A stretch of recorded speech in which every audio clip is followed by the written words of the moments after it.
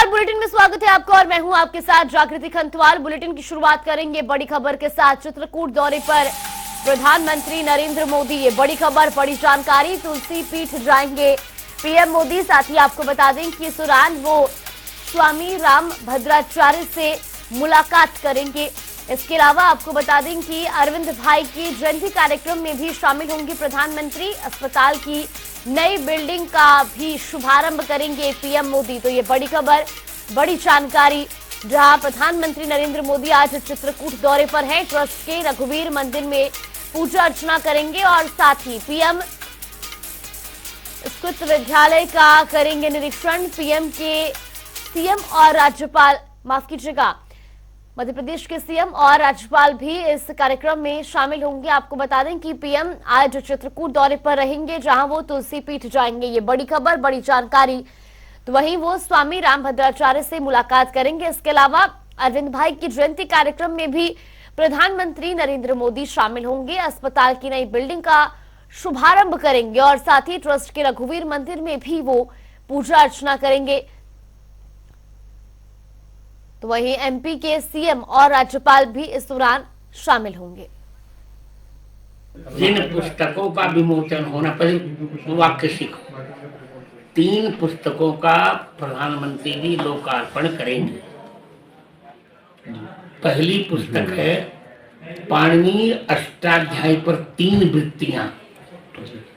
वो 9000 पृष्ठ की पुस्तक है। आज तक के इतिहास में किसी ने इतनी बड़ी पुस्तक नहीं लिखी। उस पुस्तक का लोकार्पण होगा। उसमें पाणिनीय व्याकरण पर मैंने व्याख्या की है और उस पुस्तक की एक विशेषता है सनत और शांतनु कि जो भी उसकी व्याख्या करने गया वो बीच में मर जाता था। जयादित्य ने व्याख्या करने की सोची तो बीच में मर गए। पतंजलि भी पूरी पर नहीं व्याख्या कर पाए, 3000 सूत्रों की ही व्याख्या की। और मैक्स मूलर ने करना चाहा, वो भी मर गए बीच में। दयानंद सरस्वती ने करना चाहा, वो भी मर गए थी बीच में। जब मैंने करने का निर्णय लिया तो मेरी बड़ी बहन ने कहा, आप सबकी बुआ जब तो नहीं रहे, उन्होंने कहा गुरुजी आपकी मृत्यु मैं ले लूंगी, आप इसको पूरा कीजिए। और वही हुआ। उनकी जीवन अवस्था मैंने पूरा कर दिया और 2 महीने के पश्चात बुआ जी चले गए। तो इसी खबर पर ज्यादा जानकारी के साथ हमारे सहयोगी टीएन मिश्रा हमारे साथ जुड़े। टीएन, सबसे पहले आपसे जानना चाहेंगे, जिस तरीके से प्रधानमंत्री नरेंद्र मोदी आज चित्रकूट दौरे पर रहेंगे, किस वक्त तक उनकी चित्रकूट पहुंचने की संभावना है? देखिए जागृति, प्रधानमंत्री का आज बहुत हैट्रिक दौरा है। वो 2 घंटे 35 मिनट चित्रकूट में रहेंगे। 11:45 पे वो दिल्ली चलेंगे और 12:55 पे खजुराहो एयरपोर्ट पहुंच जाएंगे। वहां से फिर जो है वो चले के 1:40 बजे चित्रकूट पहुंचेंगे और 1:15 बजे वो रघुवीर मंदिर पहुंचेंगे, जहां पहले पहुंचकर पूजा अर्चना करेंगे। उसके बाद सदगुरु सेवा ट्रस्ट प्रदर्शनी का जो उद्घाटन करेंगे और फिर राम संस्कृत महाविद्यालय पहुंचेंगे। फिर उसके बाद जानकी कुंड जाएंगे और जानकी कुंड जाकर के वहाँ पर जो है वो रुकेंगे और वहाँ भी कार्यक्रम में हिस्सा लेंगे। 3-4 कार्यक्रम निपटाने के बाद 3:15 बजे वो तुलसी पीठ पहुँचेंगे, जहाँ पर जो है वो कांच मंदिर का देखेंगे और उसके बाद राम भद्राचार्य जी के साथ उनकी वार्ता भी होगी। तो उनके जो 3 पुस्तकें उन्होंने लिखी राम भद्राचार्य जी, एक 9000 पृष्ठ की पुस्तक है जो आपका सबसे ज्यादा धार्मिक पुस्तक बताई जा रही है, तो उसका लोकार्पण करेंगे और उसके बाद जो है उनके साथ बैठ के वार्ता भी करेंगे। और भावी अभी जो उनका विश्वविद्यालय है उसको जो है सरकार ने बहुत पैसा दे करके ठीक किया है। 50% जो है लोगों को सरकारी सीटें पर भर्ती करने की बात हुई है, तो उसको भी देखेंगे। और माना जा रहा है कि राम भद्राचार्य जी जो कोई आगे की नीति बताएंगे उसको भी लागू करने के लिए वो विचार विमर्श करेंगे। जी जंजली, बिल्कुल टीएन। और देखिए, जिस तरीके से बताया जा रहा है कि मध्य प्रदेश के मुख्यमंत्री और राज्यपाल भी इस कार्यक्रम में शामिल होंगे, तो किस समय ये कार्यक्रम जो है वो शुरू होने जा रहा है और खासतौर पर किस तरीके की तैयारियां कार्यक्रम को लेकर की गई हैं? देखिए, पूरा धर्मनगरी चित्रकूट को आज सजाया गया है और वहाँ पूरे रूप से धार्मिक आयोजन हुए।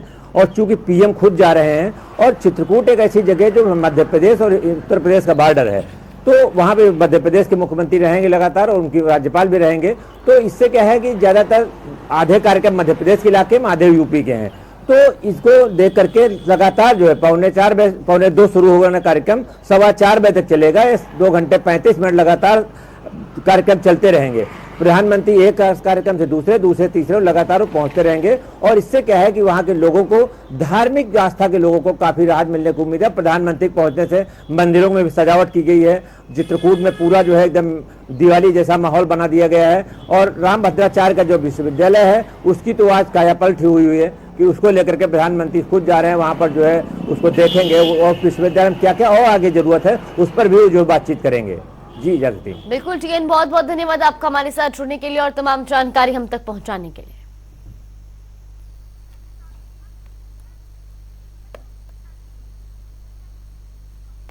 और लखनऊ से बड़ी खबर, लखनऊ में मिलेट्स पर कार्यशाला, मुख्यमंत्री योगी आदित्यनाथ कार्यशाला का करेंगे शुभारंभ। 3 दिनों तक ये कार्यशाला चलेगी और ऐसे में इस कार्यशाला में किसान भी हिस्सा लेंगे। इंदिरा गांधी प्रतिष्ठान में ये कार्यक्रम आयोजित किया जाएगा। बड़ी खबर, बड़ी जानकारी आपको बता रहे, जहां मुख्यमंत्री योगी आदित्यनाथ आज कार्यक्रम में शामिल होंगे। ये बड़ी खबर, बड़ी जानकारी।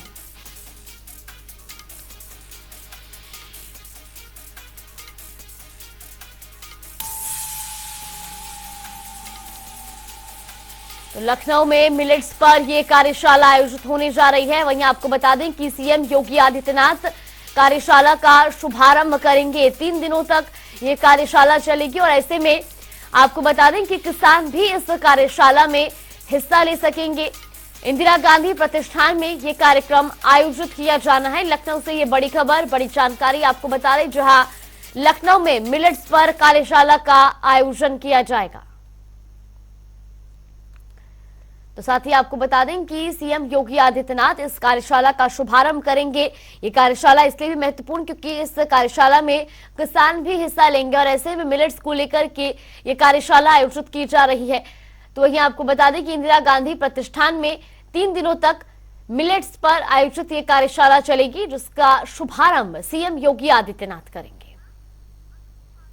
वैसी खबर पर ज्यादा जानकारी के साथ हमारे सहयोगी अनूप कुमार सिंह हमारे साथ जुड़ गए। अनूप, सबसे पहले आपसे जानना चाहेंगे, जिस तरीके से मिलेट्स पर कार्यशाला शुरू होने जा रही है, किस वक्त इसका शुभारंभ होगा और खासतौर पर कितने लोग इसमें हिस्सा ले सकेंगे?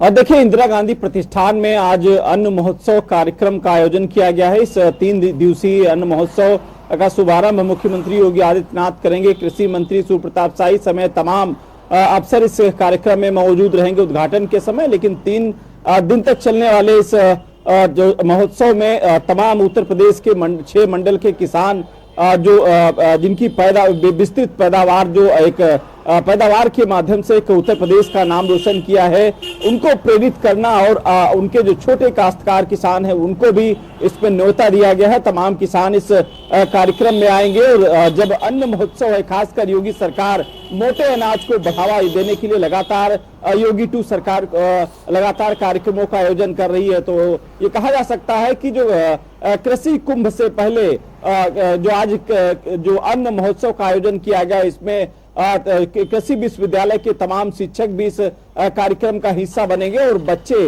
भी इस कार्यक्रम का हिस्सा बनेंगे।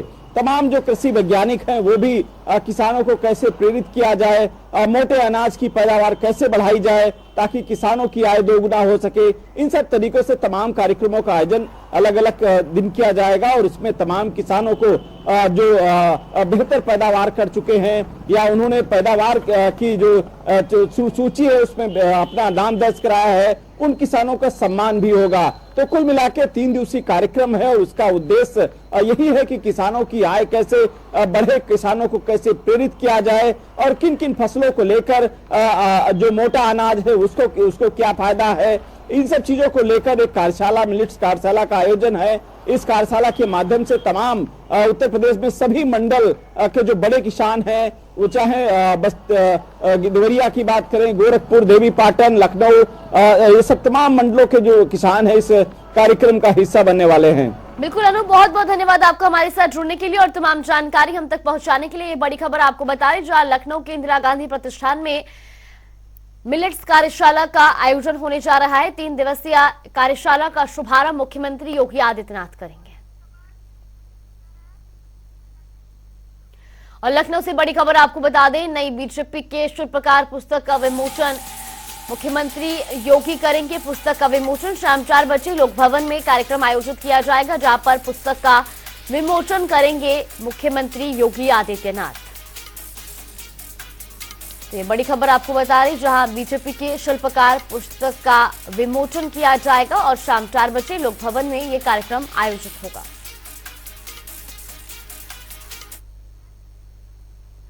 तो वही अखिलेश यादव ने बड़ी बैठक बुलाई है। ये बड़ी जानकारी आपको बता रही, जो 31 अक्टूबर को प्रदेश कार्यालय में ये बैठक बुलाई गई है। यूपी राज्य कार्यकारिणी की ये महत्वपूर्ण बैठक बुलाई गई है, जहां 2024 चुनाव को लेकर रणनीति बनाएगी समाजवादी पार्टी। ये बड़ी खबर, बड़ी जानकारी आपको बता रहे हैं, जहां आपको बता दें कि अखिलेश यादव ने उत्तर प्रदेश राज्य कार्यकारिणी की महत्वपूर्ण बैठक बुलाई है और ऐसे में 31 अक्टूबर को प्रदेश कार्यालय में ये बैठक आयोजित की जाएगी, जहां पर खास तौर पे लोकसभा चुनाव को लेकर रणनीति बनाई जाएगी।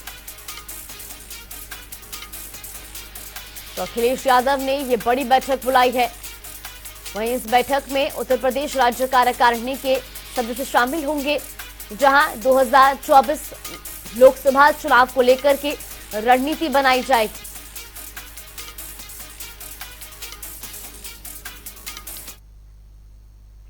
और प्रयागराज से बड़ी खबर, जिला अधिवक्ता संघ चुनाव का मतदान आज 9 से 5 बजे तक ये मतदान होगा, जहां चुनाव में 5,931 मतदाता मतदान करेंगे। तो अध्यक्ष और मंत्री सहित 9 पदाधिकारियों के लिए मतदान होना है, जहां सुरक्षा के लिए पुलिस के साथ साथ पीएसी की भी तैनाती की गई है। तो वहीं 30 अक्टूबर को मतगणना होगी।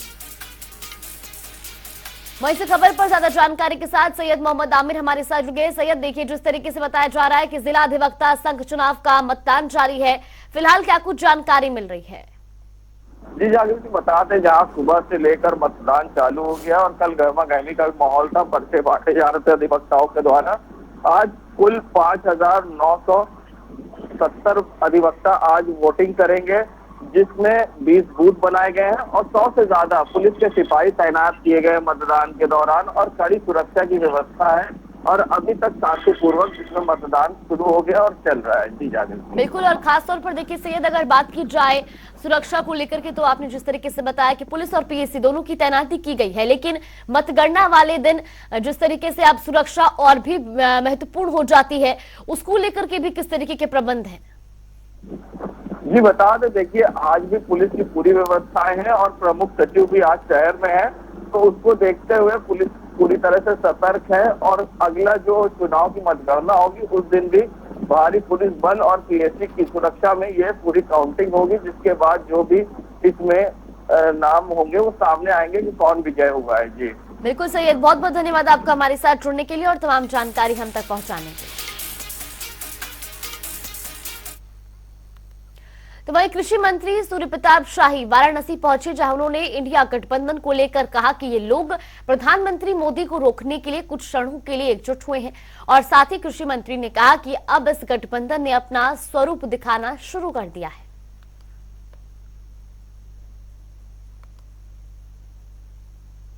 अब इसी से आप अनुमान लगा सकते हैं कि INDA क्या है। ये तो घमासान करने वाले लोग भारतीय जनता पार्टी को और प्रधानमंत्री नरेंद्र मोदी को रोकने के लिए कुछ क्षणों के लिए इकट्ठा हुए और फिर अब उन्होंने अपना स्वरूप दिखाना शुरू कर दिया है। और हम तो उन्हें 1977 से देख रहे हैं, जब वो जनता पार्टी की सरकार में आए थे।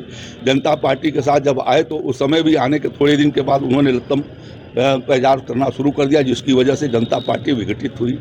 उसके बाद के दिनों में जब अभी हमारे साथ 2022 में उन्होंने चुनाव लड़ा विधानसभा का इकट्ठा होकर के, Congress party, Samajwadi party, Bahujan Samaj party और बहुत सारे दल जिसमें ओम प्रकाश राजभर जी भी शामिल थे, और सब आपस में लत्तम जुगता करना, तरह चुनाव बीता कि उन्होंने करना शुरू कर दिया। तो ये तो उनका स्वरूप ही है।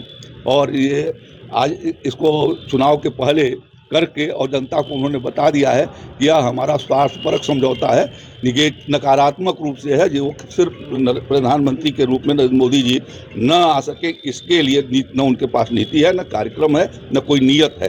और इस नाते वो इकट्ठा हुए थे और इसलिए जगह जगह अलग अलग जगहों पर अलग अलग राज्यों में अलग अलग तरीके से INDA का स्वरूप प्रदर्शित हो रहा है। यही उसका फेट था जो आज हो रहा है। अब इसी से आप अनुमान लगा सकते हैं कि INDA क्या है। ये तो घमासान करने वाले लोग भारतीय जनता पार्टी। अयोध्या में भव्य राम मंदिर प्राण प्रतिष्ठा के लिए बनकर तैयार हो गया है। जहां एक तरफ मंदिर को फाइनल टच दिया जा रहा है, तो वहीं दूसरी तरफ प्राण प्रतिष्ठा समारोह में शामिल होने वाले VVIP लोगों की सूची भी जारी हो गई है। देखिए रिपोर्ट।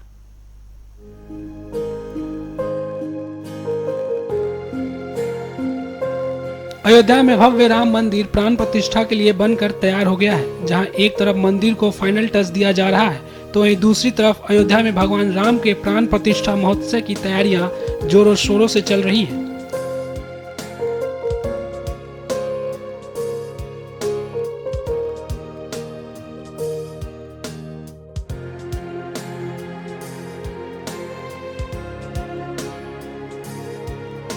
अब प्राण प्रतिष्ठा समारोह में शामिल होने वाले VIP लोगों की सूची जारी हो गई है, जिसमें तमाम VIP लोगों समेत सभी राज्यों के साथ सभी भाषाओं की पूजा की विभिन्न पद्धतियों और परंपराओं से जुड़े साधु संतों को आमंत्रित किया जाएगा, जिसकी जानकारी राम जन्मभूमि तीर्थ क्षेत्र के महासचिव चंपत राय ने प्रेस कॉन्फ्रेंस के जरिए दी।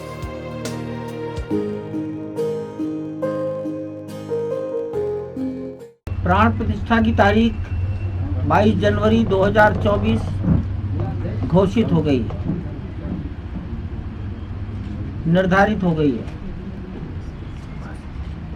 भारत के माननीय प्रधानमंत्री नरेंद्र भाई मोदी जी ने 22 जनवरी को अयोध्या में रहना, प्राण प्रतिष्ठा के स्थान पर रहना, उसकी जो भी पूजन विधि होगी उसमें जो उनसे कहा जाएगा उसे करना, ये उन्होंने स्वीकार कर लिया है। राष्ट्रीय स्वयंसेवक संघ के परम पूजनीय सरसंघ चालक डॉक्टर मोहन राव भागवत, वो भी यहाँ 22 जनवरी को प्राण प्रतिष्ठा के अवसर पर प्रधानमंत्री जी के साथ सभी पूजन विधि में भागीदारी करेंगे, उपस्थित रहेंगे। स्वाभाविक उत्तर प्रदेश में कार्यक्रम है, तो माननीय मुख्यमंत्री उत्तर प्रदेश वो रहेंगे ही, वो शिष्टाचार भी है। और मैं ऐसा मानता हूं कि माननीय राज्यपाल महोदया भी एक प्रोटोकॉल शिष्टाचार के अंतर्गत रहेंगी। बहुत विस्तार से माननीय प्रधानमंत्री जी ने सब विषयों को जानने की इच्छा रखी। उनको बताया गया है कि देश में जितनी भी पूजा पद्धति, उपासना पद्धति, गुरु परंपराएं, दार्शनिक परंपराएं हैं, लगभग देश की 140 के लगभग परंपराओं के 4000 संत महापुरुष कार्यक्रम में रहेंगे। मैं ऐसा कह सकता हूं बिना किसी गणित के कि सब भाषाएं तो हो ही गई। भाषा तो राज्य में एक भाषा है, शायद सभी जिले भी आ जाएंगे। हर जिले के साधु होंगे कोई ना कोई।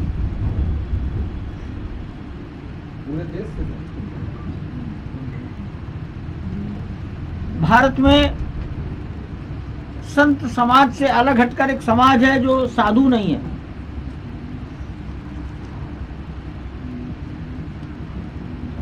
विज्ञान है, वैज्ञानिक,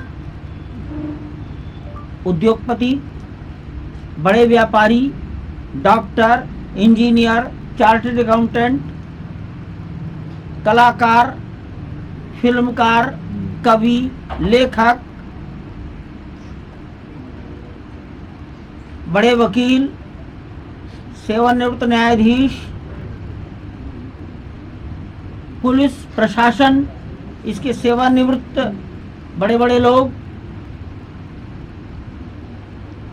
दुनिया में कहीं राजदूत रहे, बहुत राष्ट्रीय विचारों के हैं, आजकल वो कहीं भारत में अपने घर में रहते हैं। सेना,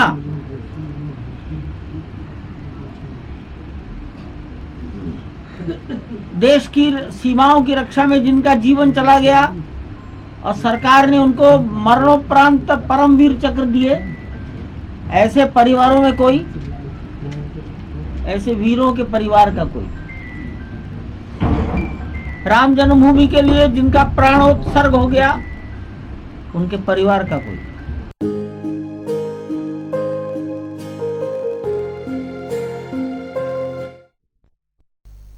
अब रुक करेंगे 2 मिनट में 10 खबरों का।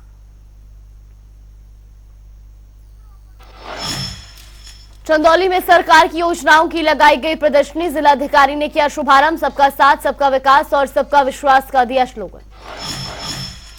झांसी में अवैध खनन कारोबारियों पर उप जिलाधिकारी करेंगे सख्त कार्यवाही। गोपेश तिवारी ने कहा, काबुल मिट्टी का खनन करने वालों पर होगी खनिज अधिनियम के तहत कार्रवाई। बस्ती में झोला छाप डॉक्टर पर लाश के नाम पर नाबालिग के कपड़े उतारने का आरोप, ग्रामीणों ने झोला छाप डॉक्टर की जमकर की पिटाई, मारपीट का वीडियो सोशल मीडिया पर वायरल। झांसी में हाईवे किनारे मिला अज्ञात युवक का शव, सूचना मिलने पर मौके पर पहुंची पुलिस, शव को कब्जे में लेकर जांच की शुरू। आगरा में किन्नरों के 2 गुटों में हुआ विवाद, 3 लोग हुए घायल, ताजगंज थाना क्षेत्र का है पूरा मामला। अलीगढ़ में रोडवेज बस का कहर जारी, मजदूरों से भरे टेम्पो में मारी टक्कर, आधा दर्जन से ज्यादा मजदूर घायल। फर्रुखाबाद में पत्नी ने पति को खिलाया जहरीला पदार्थ, हालत बिगड़ने के बाद मौके पर परिजनों ने युवक को अस्पताल में कराया भर्ती। करीब 5 महीने से ससुराल में रह रहा था युवक। कानपुर में मेडिकल कॉलेज के ब्लड बैंक में जांच करने पहुंची गाजियाबाद की टीम, 8 घंटे तक की जांच पड़ताल, 50 रजिस्टर के साथ दस्तावेजों को किया चेक, जल्द ही शासन को सौंपी जाएगी रिपोर्ट। बहराइच में जिला मुख्यालय पर पहुंचा अमृत कलशों का जत्था, कई भाजपा विधायक और सांसद रहे मौजूद। एटा से भारतीय किसान यूनियन ने भरी हुंकार, यमुना एक्सप्रेस फतेहाबाद टोल पर किया धरना प्रदर्शन, किसानों की समस्याओं को लेकर टोल टैक्स अधिकारियों से की मुलाकात।